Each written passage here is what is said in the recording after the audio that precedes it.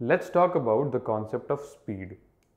Speed is defined as the rate of change of distance with respect to time. Now clearly, change of distance, which is a scalar quantity, with respect to time, which is a second scalar quantity, makes the speed also a scalar quantity. Now in physics or in kinematics, we discuss two main kinds of speeds. One is the average speed and the second the instantaneous speed. The average speed is simply defined as the total distance covered upon total time taken, which is also sometimes represented by the symbol delta x by delta t. Now delta x is the large change in distance and delta t is a large change in time. The unit for speed will be meter per second because of the ratio. There's another kind of speed which is instantaneous speed, which is the speed of a particle at a very specific instant.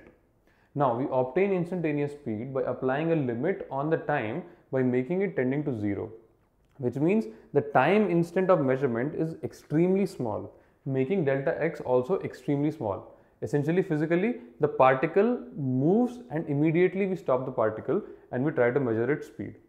This instantaneous speed is given by dx by dt, where dx is the infinitesimally small change in distance, dt is an infinitesimally small change in time. I have discussed the concept of instantaneity in the topic of calculus. You can go back and watch the video for better understanding. Now, whatever we learned right now, let's try to solve a question based on that. The problem says a car drives from Mumbai to Pune, which are separated by 150 kilometers. It makes several stops in the middle and reaches the destination in 3 hours. Comment on the average and instantaneous speed of the car. So clearly the average speed can directly be calculated by total distance covered, which is in this case 150 kilometers, and total time taken, which is 3 hours. So taking the ratio, the average speed comes out to be 50 kilometers per hour. But what can I say about the instantaneous speed?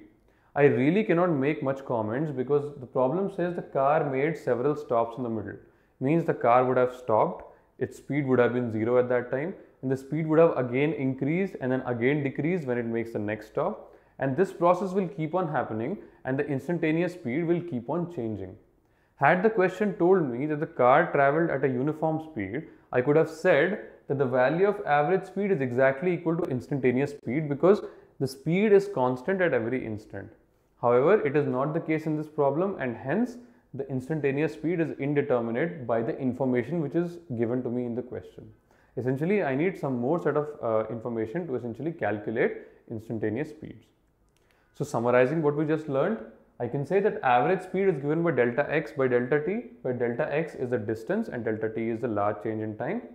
Instantaneous speed can be understood as the speed of moving object at any instant of time, the snapshot of time, that is given by the limiting value when delta t is tending to 0, and the result comes out to be dx by dt. Now here we have a differential of distance with respect to time. Dx clearly is a very small change of distance and dt is a very small change of time. Speed is a scalar quantity and speed is always positive. There is no negative value of speed possible because distance is never negative. I hope these ideas are very clear to you. Thank you.